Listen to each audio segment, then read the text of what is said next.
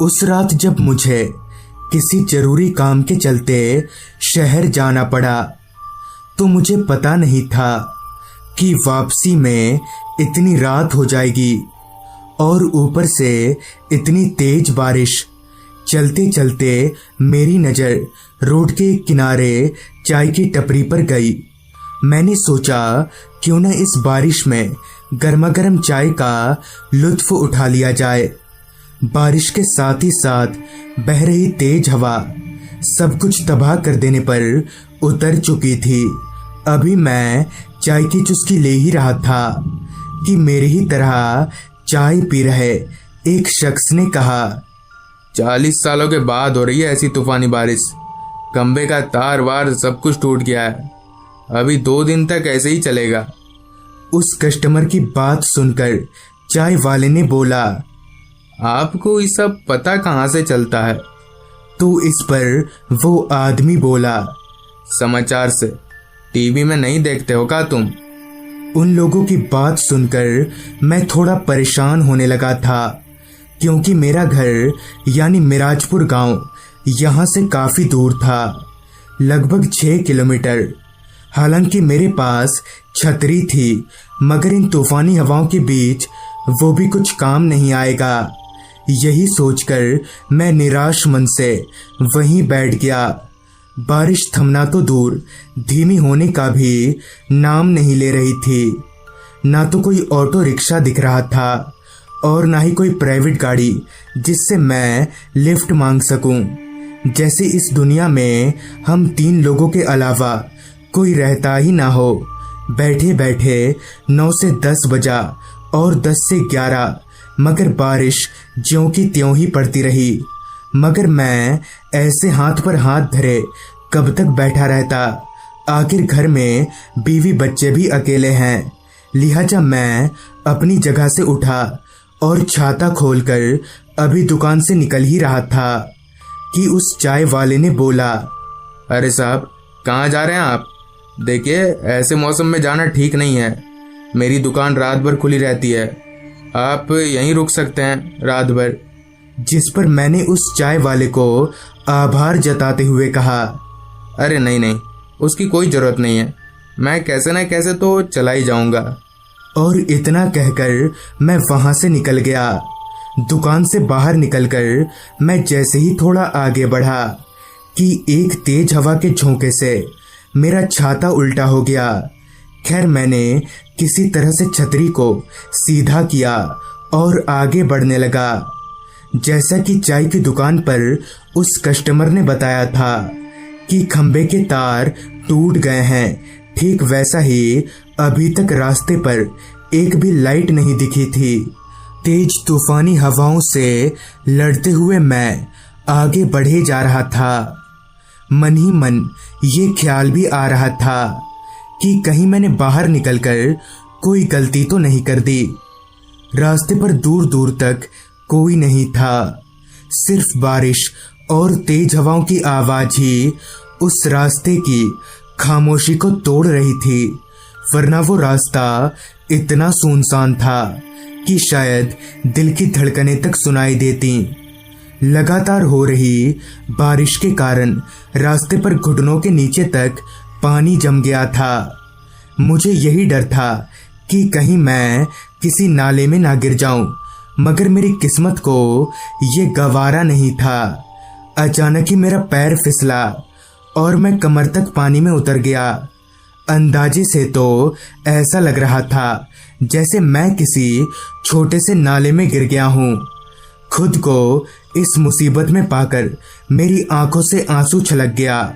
मैं पछताने लगा कि काश मैंने उस चाय वाले की बात मान ली होती तो आज मैं इस मुसीबत में ना पड़ता।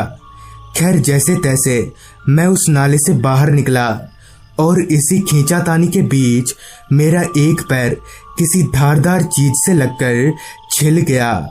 खैर, मैं जैसे तैसे लंगड़ाते हुए आगे बढ़ने लगा। मेरा आधा शरीर भीग चुका था, जिस वजह से अब मुझे ठंड लगने लगी। अब किसी मुसीबत में ना पड़ूं, भगवान से यही मनाकर अभी मैं थोड़ा आगे चला ही था कि मुझे रास्ते के एक किनारे थोड़ी ऊंची जगह पर एक बंद दुकान दिखी, जिसके बाहर का शेड काफी बड़ा और निकला हुआ था। इसका मतलब कि मैं वहां रुक सकता हूँ। लिहाजा मैं लंगड़ाते हुए उस बंद दुकान तक पहुंचा और वहीं शेड के नीचे बने चबूतरे पर बैठ गया। एक तो मैं भींगा हुआ, ऊपर से तेज चल रही ठंडी हवा जले पर नमक का काम कर रही थी। खैर, मैं उन भीगे कपड़ों में ही उस चबूतरे पर लेट गया। पहले बहुत देर तक तो मुझे नींद नहीं आई, मगर जब आई तो मैं कब सो गया कुछ याद नहीं। फिर जब मेरी नींद टूटने को हुई तो कोई मेरे कानों में गुदगुदी कर रहा था। तो पहले तो कुछ देर तक मैंने आंख खोलना जरूरी नहीं समझा, मगर जब मुझे ये एहसास हुआ कि अब मेरा सर चबूतरे पर नहीं बल्कि किसी के गोद में है, तो मैंने झट से अपनी आंखें खोली तो सामने का नज़ारा मेरे होश उड़ा गया, क्योंकि ठीक मेरे सर के ऊपर एक औरत का चेहरा था। उसकी शक्ल बेहद डरावनी थी। मैं एक झटके से उठा और वहां से रोड की ओर भागने लगा। अभी मैं रोड पर आया ही था कि तभी मुझ पर किसी गाड़ी की रोशनी पड़ी।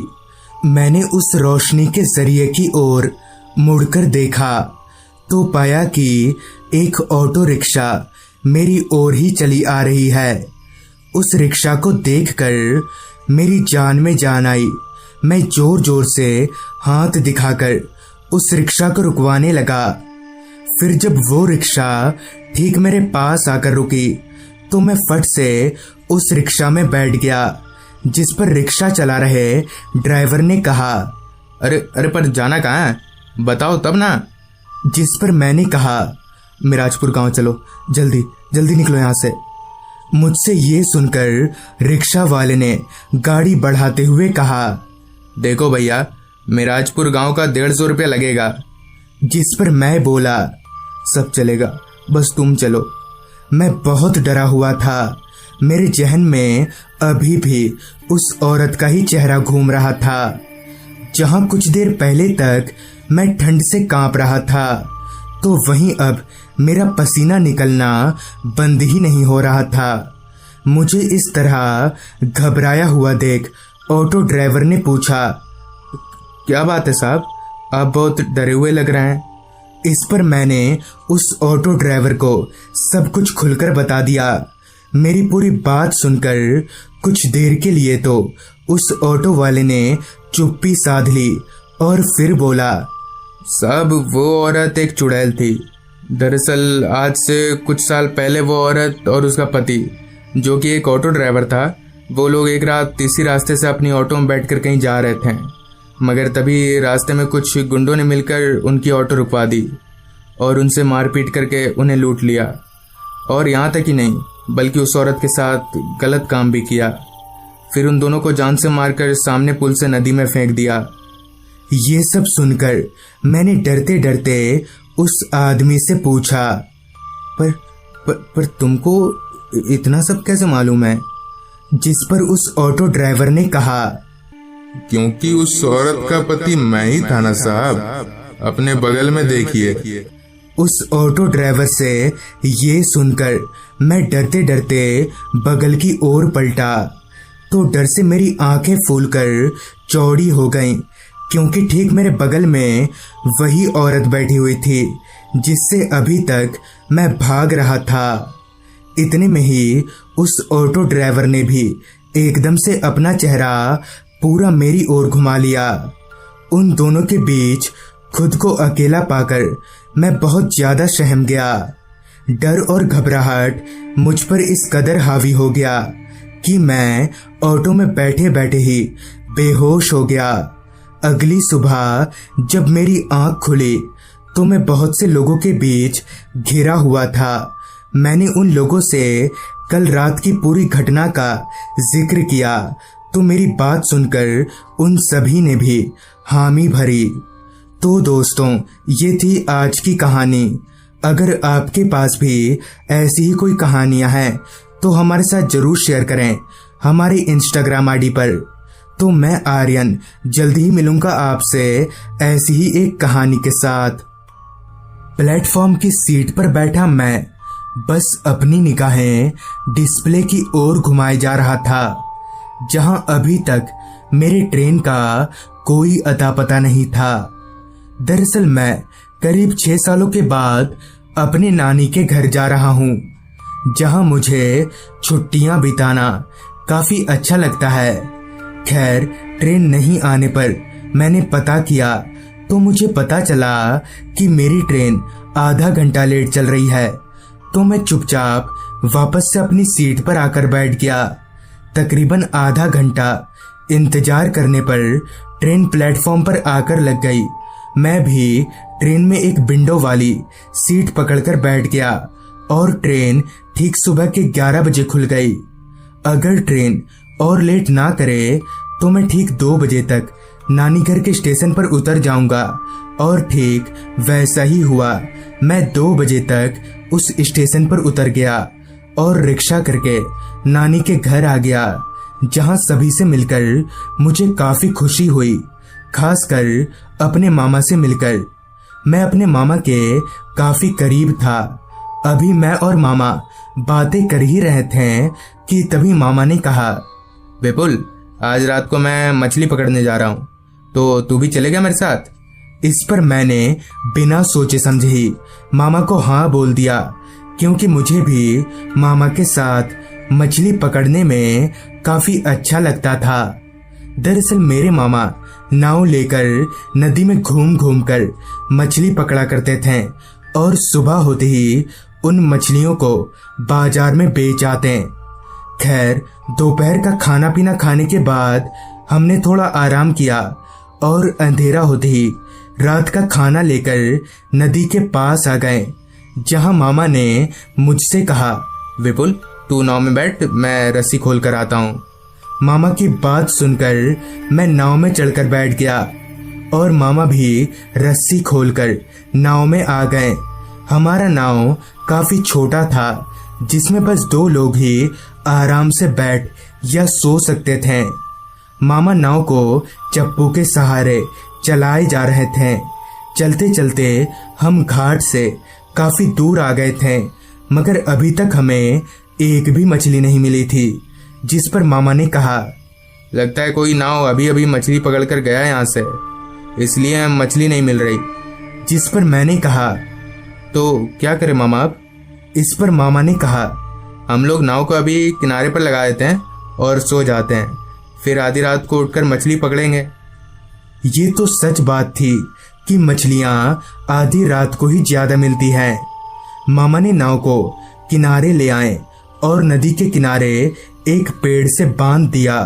वो जगह जहां अभी हम थे वो पूरी तरह से जंगलों से घिरा हुआ था। रह रहकर जंगली जानवरों की आवाजें आ रही थी उस जगह से। देखने से तो वो जगह काफी डरावनी मालूम पड़ रही थी। जिस पर मैंने मामा से कहा, मामा, कुछ अजीब नहीं लग रहा है यहाँ? जिस पर मामा ने कहा, क्यों, तुम्हें डर लग रहा है क्या? अभी हम बातें कर ही रहे थे कि तभी मैंने पूछा, मामा, आप तो रात रात भर नदी में घूमते रहते हैं ना, आपने कभी भूत वूत देखा है? जिस पर मामा ने कहा, नदी में नहीं मगर देखा है। इतना सुनने के बाद मैं अब कहाँ चुप रहने वाला था। जिस पर मैंने मामा से कहा, आपने कहाँ देखा है और कब देखा है? इस पर मामा ने बताना शुरू किया। दरअसल आज से करीबन 4 साल पहले की बात होगी। उस दिन भी मैं शाम को ही मछली पकड़ने घर से निकल आया था, मगर उस शाम मुझे काफी सारी मछलियां मिल रही थी और ठीक रात के 10 बजे तक मैंने बहुत सारी मछलियां पकड़ ली। गर्मी का मौसम होने के कारण मैंने तय किया कि जल्दी ही जाकर इन मछलियों को बाजार के दुकानदारों को बेच आता हूँ। ये तय करने के बाद है मैं अपने घर आ गया और अपनी साइकिल पर सारे मछलियों को लेकर निकल गया। उस समय हमारे गांव में बिजली की सुविधा नहीं थी, इसलिए पूरा रास्ता अंधेरे में डूबा हुआ था। सन्नाटा इस कदर पूरे रास्ते पर फैला हुआ था कि रात कीड़ों की आवाज साफ साफ सुनाई पड़ रही थी। रास्ते पर आदमी तो दूर, कोई कुत्ता तलक भी दिखाई नहीं पड़ रहा था। अभी मैं आगे बढ़ ही रहा था कि तभी अचानक से मेरी साइकिल भारी होने लगी और मैं अब 2 आदमियों का भार साइकिल पर महसूस करने लगा। मगर ऐसे कैसे हो सकता था? मैं तो अकेला ही जा रहा था कि तभी मुझे अपने पीछे की ओर से कुछ चबाने की आवाजें आने लगी। मैं जैसे ही पीछे पलटा तो मेरे होश उड़ गए। दरअसल ठीक मेरे पीछे एक औरत बैठी हुई थी जिसकी शक्ल मौत से भी ज्यादा डरावनी थी और वो औरत मेरे थैले में से मछलियों को निकालकर चबाई जा रही थी। ये देखकर मैं इतना डर गया कि मेरे हाथ पैर कपकपाने लगे, जिस कारण साइकिल से मेरा डिसबैलेंस हो गया और मैं वहीं गिर गया। साइकिल से गिरते ही वो औरत हवा में उड़ने लगी और मेरे मछली से भरे थैले को लेकर जंगल के भीतर चली गई। मेरी इतनी हिम्मत नहीं हो रही थी कि मैं उस औरत के पीछे जा सकूं, लिहाजा मैंने अपना साइकिल उठाया और काफी तेजी से घर की तरफ भागने लगा। उस दिन शायद मछलियों की वजह से ही मेरी जान बच गई, वरना उस रात वो औरत मुझे चबाती। बाद में मुझे कहीं से पता चला कि वो एक पिशाचनी थी जो उस रास्ते के एक बड़े से इमली के पेड़ पर रहती है। मामा जी की आप बीती खत्म होते ही हमने रात का खाना खा लिया और नाव पर ही लेट गए। लेटते ही मामा जी के खर्राटों की आवाज ने मेरे कानों में दस्तक दिया। मैं भी अपने आप को काफी अकेला महसूस करके सोने की कोशिश करने लगा और देखते ही देखते मेरी पलकें भारी होने लगी और नींद ने मुझे भी अपने आगोश में ले लिया। फिर काफी तेज आवाज से मेरी आंख खुली तो मैंने जो देखा उसे देखकर मेरे होश फाख्ता हो गए। दरअसल ठीक हमसे कुछ ही दूरी पर एक पेड़ गिरा हुआ था। उस पेड़ के ऊपर एक लंबा चौड़ा आदमी बैठा हुआ था जिसका सिर उसके धड़ से अलग उसके हाथों में था। वो कटा हुआ सर बस मुझे ही देखकर जोर जोर से हंसे जा रहा था। अभी मैं डर के मारे कांप ही रहा था कि तभी वो शैतान चलकर हमारे नाव के पास आया और हमें करीब से देखने लगा। मैं किसी लाश की तरह चुपचाप नाव पर ही लेटा हुआ था। काफी देर नाव के पास खड़े रहने के बाद वो शैतान वापस से उस पेड़ पर जाकर बैठ गया और एक टक हमें घूरने लगा कि तभी सारी बातों से अचानक मामा जी उठकर बैठ गए। उन्हें देखकर वो शैतान वापस से हमारे पास आ गया और मामा जी का गला पकड़कर नाव से खींचकर ले जाने लगा। ये देखकर मैं एकदम से हक्का बक्का रह गया। मुझे समझ नहीं आ रहा था कि अब मैं क्या करूं कि तभी मामा ने चिल्लाकर कहा, विपुल, नाव के अंदर एक पोटली में भभूत है, उस भभूत को इस शैतान के ऊपर छिड़क।